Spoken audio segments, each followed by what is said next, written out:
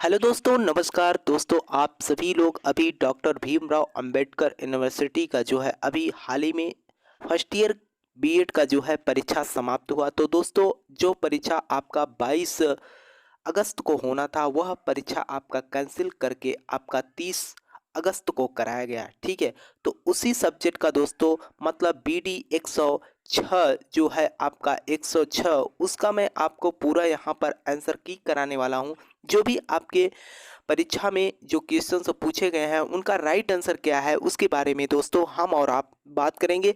और जो भी क्वेश्चंस मैं आपको दोस्तों राइट क्वेश्चन बताऊंगा एकदम सही होगा दोस्तों, क्योंकि इसे बहुत हर तरीके से खोज कर तब जो है इसका राइट आंसर चूज किया गया है। ठीक है दोस्तों, तो आइए दोस्तों शुरू करते हैं। तो देखिए दोस्तों, आपका पहला प्रश्न जो था कह रखा था कि राष्ट्रीय शिक्षा नीति 1979 की शिक्षा संरचना क्या थी। तो यह जो है 10+2+3 की संरचना थी। तो आपका आंसर इसमें डी बन जाएगा। ठीक है, अगला प्रश्न जो था दोस्तों आपका पूछ रखा था कि NIEPA का पूरा नाम क्या है। तो यह जो इसका पूरा नाम दोस्तों होता है आपका राष्ट्रीय शैक्षिक नियोजन तथा प्रशासन संस्थान। तो आपका आंसर इसमें क्या बनेगा, बी बन जाएगा। ठीक है, अगले प्रश्न को देखते हैं दोस्तों। तो पूछ रखा था कि छठी पंचवर्षीय योजना कब शुरू हुई। छठी पंचवर्षीय योजना जो है आपका दोस्तों वह जो है 1980 से 1985 के बीच में शुरू हुआ। तो आंसर आपका इसमें डी बन जाएगा। ठीक, अगला प्रश्न देखिए। तो कह रखा है कि ऑपरेशन ब्लैक बोर्ड योजना किसके द्वारा शुरू की गई। ऑपरेशन ब्लैक बोर्ड योजना जो है आपके केंद्र सरकार के द्वारा जो है शुरू किया गया था। तो ऑप्शन इसमें बी बन जाएगा। ठीक, अगला प्रश्न दोस्तों, अगला प्रश्न क्या कर रखा था आपका हंसा मेहता समिति का गठन किया गया था। हंसा मेहती समिति गठन किया गया था, यह जो है आपका 1962 में किया गया था। तो आंसर आपका इसमें बी बन जाएगा। ठीक है, अगला प्रश्न आपका पूछ रखा था, यह जो है पूछ रखा था कि अलीगढ़ मुस्लिम किस प्रकार का विश्वविद्यालय है। तो अलीगढ़ अलीगढ़ मुस्लिम जो है आपका केंद्रीय विश्वविद्यालय है। ठीक है, आंसर आपका क्या होगा, सी हो जाएगा। ठीक, अगला प्रश्न देखिए। तो अगला प्रश्न पूछ रखा था कि सांख्य दर्शन का मूल ग्रंथ क्या है। तो यह जो है सांख्य कारिका है। ठीक है, आंसर आपका इसमें भी क्या बनेगा, बी हो जाएगा। ठीक है, अगले प्रश्न को देखते हैं दोस्तों।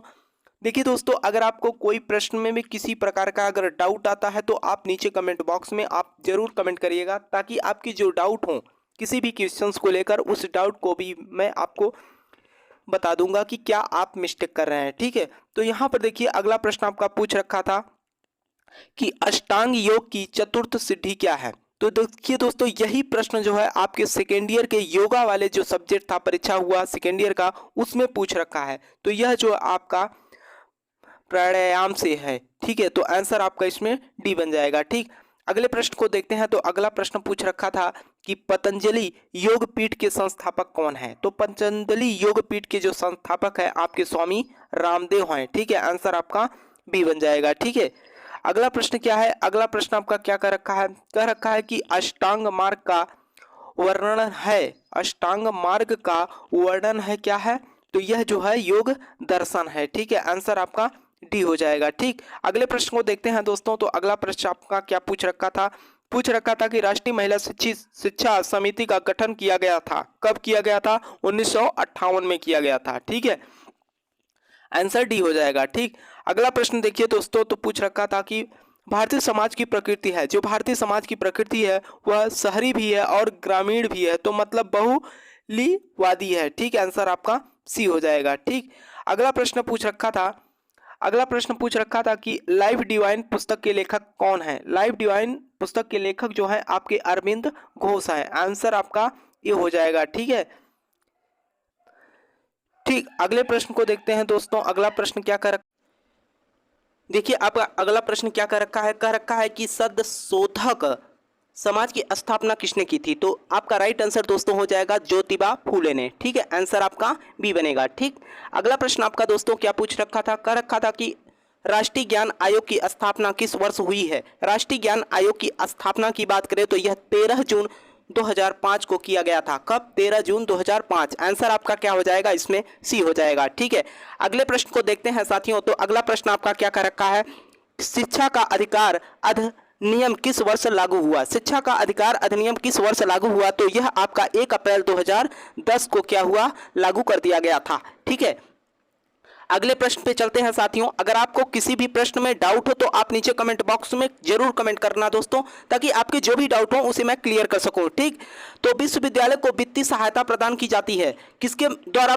विश्वविद्यालय को वित्तीय सहायता प्रदान की जाती है विश्वविद्यालय अनुदान आयोग द्वारा दिया जाता है। ठीक है, आंसर आपका डी बनेगा। ठीक, अगला प्रश्न क्या कर रखा था? कर रखा है कि एनसीईआरटी के अधीन कार्य करने वाली संस्था, एनसीईआरटी के अधीन कार्य करने वाली जो संस्थाएं हैं आपके, ये तीन को तीनों हैं, मतलब राष्ट्रीय शिक्षा संस्थान नई दिल्ली भी है और क्षेत्रीय शिक्षा संस्थान भी है और केंद्रीय शैक्षिक प्रौद्योगिकी संस्थान नई दिल्ली, मतलब आंसर आपका उपयुक्त सभी हो जाएगा। ठीक है, अगला प्रश्न क्या था? अगला प्रश्न आपका पूछ रखा था कि जनतंत्र जनता की सरकार है, यह कथन किसका है? तो यह कथन आपका अरस्तू का है, आंसर आपका बी बनेगा। ठीक है, अगला प्रश्न आपका क्या कर रखा था?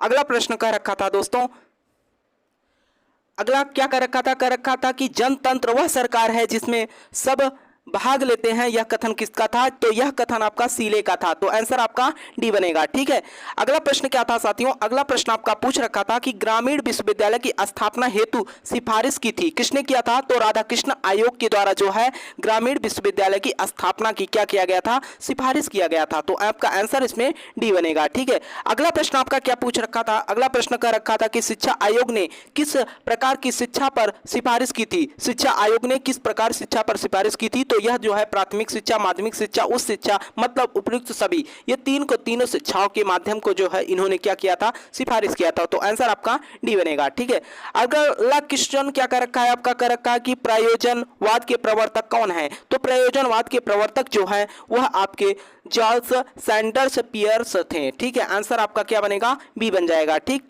अगले प्रश्न को देखते हैं साथियों। तो अगला प्रश्न आपका क्या कर रखा था?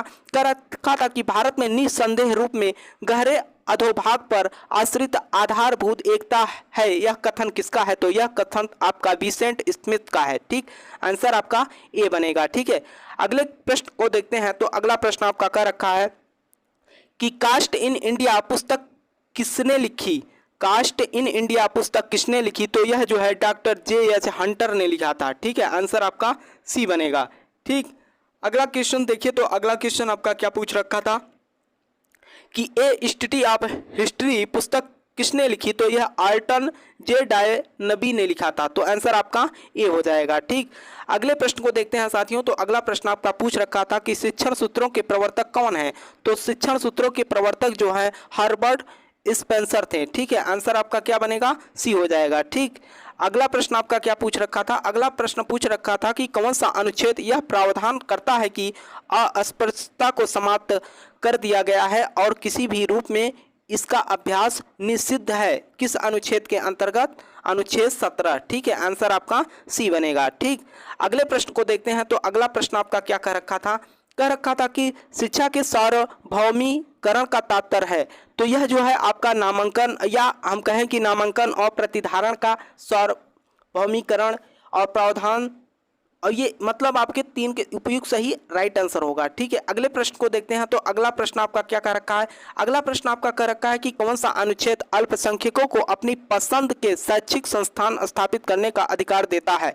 तो यह अनुच्छेद 30 का क है। ठीक है, तो अनुच्छेद केवल 30 दिया है, तो आपका आंसर आपका बी बनेगा। ठीक, अगला प्रश्न आपका कह रखा है कि सर्व शिक्षा अभियान की योजना कब शुरू की गई थी? तो 2001 में शुरू किया गया था। ठीक है, अगला प्रश्न आपका क्या कह रखा है? अगला प्रश्न कह रखा है कि राष्ट्रीय एकता ऐसी समस्या है जिससे सभ्य राष्ट्र के रूप में हमारे अस्तित्व का घनिष्ठ संबंध है, यह कथन किसका है? जवाहरलाल नेहरू का। अगला प्रश्न आपका क्या कह रखा है? अगला प्रश्न कह रखा है कि आदर्श समाज की प्रमुख विशेषता है, तो यह दोस्तों क्या होनी चाहिए? साक्षरता होनी चाहिए। ठीक है, आंसर आपका सी बनेगा। ठीक, अगला प्रश्न आपका क्या कर रखा था? अगला प्रश्न कर रखा था कि जनसंख्या शिक्षा अंतिम लक्ष्य है।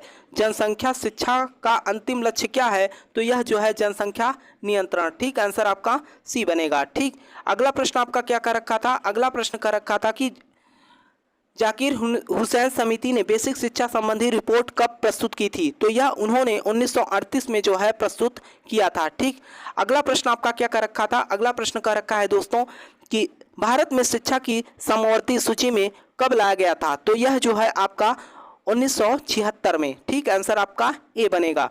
37 नंबर क्वेश्चन क्या कर रखा है? कर रखा था कि राष्ट्रीय प्रौढ़ शिक्षा कब शुरू की गई थी? तो यह जो है 2 अक्टूबर 1978 में। आंसर आपका ए बनेगा। 38 नंबर क्वेश्चन की बात करें तो कर रखा है कि प्रौढ़ शिक्षा कष्टभूमि का कार्यक्रम दिया था। तो यह जो है 3 के तीनों दिए थे, तो आपका उपयुक्त सभी आंसर होगा, ऑप्शन डी हो जाएगा। ठीक है, 39 नंबर क्वेश्चन की बात करें साथियों तो 39 नंबर आपका आंसर क्या होगा? 39 नंबर कह रखा है कि मूल शिक्षा की आवश्यकता है केवल प्राथमिक पर या माध्यमिक स्तर पर, विश्वविद्यालय स्तर पर। तो इसमें दोस्तों आपका आंसर होगा 3 के तीनों, मतलब तीनों को जो है लागू किया गया था। ठीक, आंसर आपका सी बन जाएगा, डी बन जाएगा, सॉरी। ठीक है, अगला क्वेश्चन आपका क्या कर रखा है? देखिए आपका अगला क्वेश्चन क्या कर रखा है? कर रखा है कि शिक्षा के व्यावसायीकरण का अर्थ है। तो यह जो है आपको व्यावसायिक शिक्षा देना। ठीक है, आंसर आपका सी हो जाएगा। ठीक, अगला प्रश्न आपका क्या था?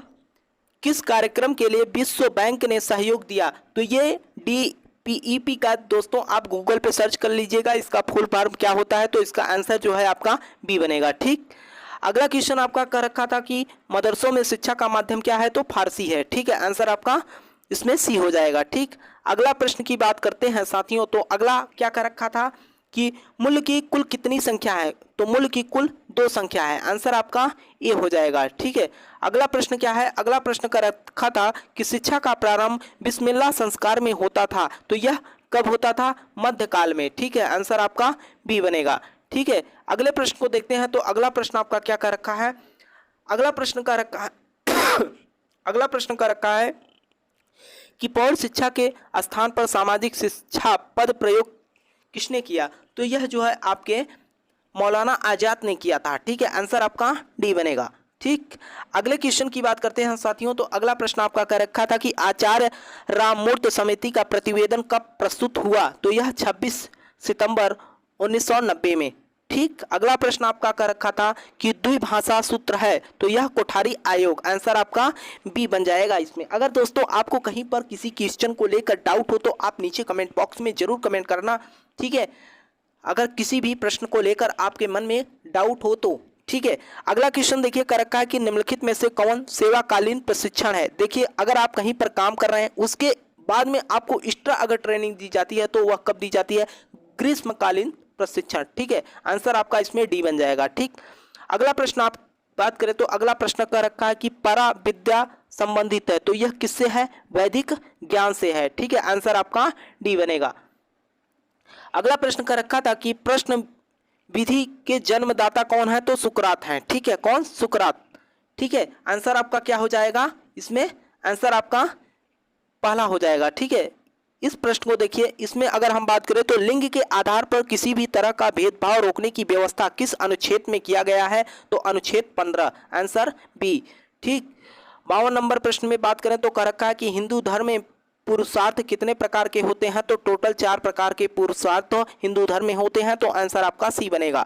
ठीक है, अगला प्रश्न बात करें तो समाजशास्त्र के जनक कौन है? तो अगस्ट काम्टे हैं। ठीक है, आंसर आपका बी बनेगा। ठीक, अगले प्रश्न को देखते हैं, तो अगला प्रश्न आपका कर रखा है कि शिक्षा एक त्रिमुखी प्रक्रिया है, यह कथन किसका है? तो यह कथन आपके जॉन डीवी का है। ठीक है, आंसर आपका ए बनेगा। ठीक है, अगले प्रश्न को देखते हैं, तो अगला प्रश्न आपका कर रखा है, अगला प्रश्न कर रखा है कि बालक के सामाजिकरण की सबसे महत्वपूर्ण संस्था है। सबसे महत्वपूर्ण संस्था आपका परिवार होता है, आंसर आपका बी बनेगा। ठीक है, अगला प्रश्न देखते हैं, तो अगला प्रश्न आपका कर रखा है कि भारत तथा अरबी साहित्य का मान एक अच्छे पुस्तकालय की एक अलमारी की पुस्तक से अधिक नहीं है, यह किसने कहा था? माइकल मिनट ने। ठीक है, आंसर आपका बी बनेगा। अगला प्रश्न है कि श्री अरविंद का जन्म कब हुआ था? अरविंद जी का जन्म आपका 15 अगस्त 1872 में हुआ था। ठीक है, आंसर आपका सी बनेगा। ठीक, अगले प्रश्न को देखते हैं साथियों, अगला प्रश्न आपका क्या कर रखा है? कर रखा है कि अगला प्रश्न आपका कर रखा है कि शिक्षा एक त्रिमुखी प्रक्रिया है, यह कथन है किसका है? जॉन डीवी का। आंसर आपका ये हो जाएगा। ठीक है, अगले प्रश्न को देखते हैं, तो अगला प्रश्न आपका कर रखा है कि बालक के सामाजिकरण की सबसे महत्वपूर्ण संस्था है। सबसे महत्वपूर्ण संस्था आपका परिवार होता है। ठीक है, आंसर आपका बी बनेगा। ठीक, अगले प्रश्न को देखते हैं, तो अगला प्रश्न आपका कर रखा है कि भारत तथा अरबी साहित्य का मान एक अच्छे पुस्तकालय की एक अलमारी एक अलमारी की पुस्तकों से अधिक नहीं है, यह कौन कहा था? Michael minute. आप दोस्तों ध्यान दिया, यहाँ पर आपको इस पेपर में टोटल 4 क्वेश्चन जो है दो दो बार रिपीट किया गया है। मतलब दोस्तों 4 मतलब 8 क्वेश्चन आपको सेम रिपीट किया गया है, जिससे कि आपका नंबर बढ़ेगा अगर आप क्वेश्चन अटेम्प्ट किए होंगे। ठीक है, देखिए फिर से वही क्वेश्चन आपसे पूछ लिया कि श्री अरविंद जी का जन्म कब हुआ था? 15 अगस्त 1872 में। ठीक है, अगला प्रश्न आपका क्या कर रखा है? कर रखा है कि एनसीईआरटी की स्थापना कब हुई? एनसीईआरटी की स्थापना 1961 में। रिपीटेड क्वेश्चन है। ठीक है, फिर अगला प्रश्न आपका पूछ रखा था क्या?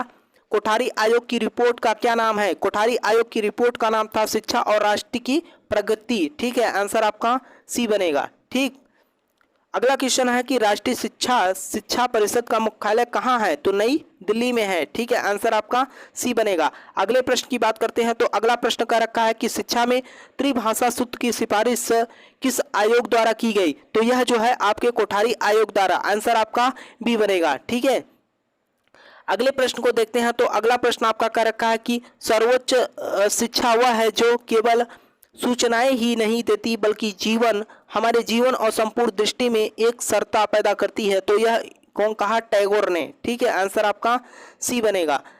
अगले प्रश्न की बात करते हैं तो अगला प्रश्न आपका कह रखा है कि राष्ट्रीय महिला आयोग की प्रथम अध्यक्ष कौन थी? तो यह श्रीमती जानकी पटनायक। आंसर आपका बी हो गया। ठीक है, अगले प्रश्न को देखते हैं तो अगला प्रश्न आपका कह रखा है, अगला प्रश्न कह रखा है कि आचार्य नरेंद्र देव समिति किस आयोग को कहा जाता है? किस आयोग को कहा जाता है? तो इसमें से किसी को नहीं। ठीक है, ना तो उच्च शिक्षा आयोग, ना तो कोठारी, ना तो माध्यमिक शिक्षा आयोग। ठीक है, आंसर आपका डी हो जाएगा। 59 नंबर प्रश्न की बात करें तो 59 नंबर का रखा है कि शिक्षक का महत्वपूर्ण स्थान क्या है? शिक्षक का महत्वपूर्ण स्थान आदर्शवाद है। ठीक है, आंसर आपका बी बनेगा। ठीक है, अगले प्रश्न को देखते हैं तो अगला प्रश्न आपका क्या रखा है कि प्रकृति का अनुसरण करो इसके प्रवर्तक हैं? तो यह जो है रूसो थे। ठीक है, आंसर आपका सी हो जाएगा। ठीक, अगला प्रश्न देखते हैं तो अगला प्रश्न आपका क्या कर रखा है? अगला प्रश्न का रखा था कि पंचपदी प्रणाली किसका देन है? तो यह जो है हार्वर्ड का। आंसर आपका बी बनेगा। ठीक है, अगला प्रश्न आपका पूछ रखा है, अगला प्रश्न पूछ रखा है कि भारतीय विश्वविद्यालय आयोग की स्थापना की गई? तो 17 मार्च 1904 में। नहीं, 17 मार्च 1904 नहीं, 17 जनवरी 1902 में। ठीक है, आंसर आपका इसमें सी हो जाएगा, ध्यान दीजिएगा। ठीक, अगला प्रश्न आपका क्या है? अगला प्रश्न का रखा था, अगला प्रश्न आपका कह रखा है कि उच्च शिक्षा के लिए गुरुकुलों की व्यवस्था सॉरी गुरुकुलों की व्यवस्था किस काल में की गई थी? तो यह वैदिक काल में किया गया था। ठीक है, आंसर आपका डी हो जाएगा। ठीक, अगले क्वेश्चन को देखते हैं तो अगला प्रश्न आपका क्या कह रखा है? कह रखा है कि प्रोजेक्ट विधि किस की देन है? तो यह किल पैट्रिक का। ठीक है, आंसर आपका ए हो जाएगा। अगला प्रश्न है कि भारतीय शिक्षा आयोग 1882 संबंधित है किससे संबंधित है? तो यह हंटर आयोग से संबंधित है। ठीक है, अगला प्रश्न आपका क्या है? अगला प्रश्न कह रखा है कि छनाई सिद्धांत के प्रतिपादक थे कौन थे? Lord Macaulay. आंसर आपका डी। ठीक है, 85 नंबर प्रश्न की बात करते हैं तो राष्ट्रीय महिला आयोग का गठन कब हुआ? 31 जनवरी 1992। Answer D. 86 प्रश्न का रखा है कि किस राज्य में जवाहर नवोदय विद्यालय नहीं है? तो यह आपके तमिलनाडु में नहीं है। आंसर डी हो जाएगा। ठीक है, अगला प्रश्न क्या है? महात्मा गांधी जी ने दक्षिण अफ्रीका में पहला सत्याग्रह कब किया था? तो यह 1921 में। Answer D. अगला प्रश्न है कि महात्मा गांधी ने करो या मरो का नारा कब दिया था? तो यह आपका 8 अगस्त 1942। Answer C. ठीक है, अगला प्रश्न क्या है? अगले प्रश्न की बात करते हैं तो कह रखा है कि विलियम बेंटिंक ने अपनी शिक्षा नीति कब घोषित की थी? 1835 में। आंसर डी हो जाए। ठीक है, अगला प्रश्न कह रखा कि ताराचंद समिति का गठन किया गया था 1948 में। कब? 1948। आंसर आपका बी हो जाएगा। अगला प्रश्न कह रखा था कि सार्जेंट योजना की शुरुआत कब की गई थी? कब की गई थी? 1944 में। आंसर आपका डी बनेगा। अगला प्रश्न आपका क्या कर रखा है कि उच्च शिक्षा आयोग के प्रथम अध्यक्ष जो थे आपके doctor S Radha Krishnan. Answer आपका ए हो जाएगा। ठीक है, अगले प्रश्न को देखते हैं। तो अगला प्रश्न आपका क्या कर रखा था, 93 नंबर, भारत में पूर्व प्राथमिक शिक्षा का विकास प्रारंभिक प्रयास द्वारा, व्यक्तिगत प्रयास द्वारा, सरकारी प्रयास द्वारा, तीन के तीनों। आंसर आपका डी। अगला क्वेश्चन क्या था, अगला क्वेश्चन कर रखा था कि शिक्षा के व्यापक अर्थ में वे सभी प्रभाव आते हैं जो व्यक्ति को जन्म से लेकर मृत्यु तक प्रभावित करते हैं। यह विचार किसका है? तो यह विचार दोस्तों अभी तक क्लियर नहीं हो पाया कि यह विचार किसका है, तो आप थोड़ा सा इसको सर्च करिएगा। हम भी इसको आप डाउट में रखे हुए हैं क्योंकि अभी तक क्लियर नहीं हो पाया है। ठीक है, अगला प्रश्न को देखते हैं। तो अगला प्रश्न आपका कह रखा है कि कोठारी आयोग को कहा जाता है, कोठारी आयोग को शिक्षा आयोग के नाम से भी जाना जाता है। आंसर आपका सी। कर रखा है कि भारत में जाति का आधार क्या है? भारत का जाति का आधार आपका जन्म ही है। आंसर आपका ए हो जाएगा। अगला क्वेश्चन क्या था, अगला क्वेश्चन आपका कर रखा था कि बौद्ध काल में शिक्षा का माध्यम था, बौद्ध काल में शिक्षा का माध्यम जो था आपका पाली था। आंसर आपका क्या हो जाएगा? बी। 98 नंबर प्रश्न की बात करते हैं। तो कर रखा था कि सेंट्रल हिंदू सेंट्रल कॉलेज की स्थापना किसने की? Annie Besant. आंसर आपका सी। अगला प्रश्न देखते हैं। तो अगला प्रश्न क्या कर रखा था कि आधुनिक शिक्षा प्रणाली का शिलान्यास किया किसने किया? मैकाले ने। आंसर आपका ए हो जाएगा।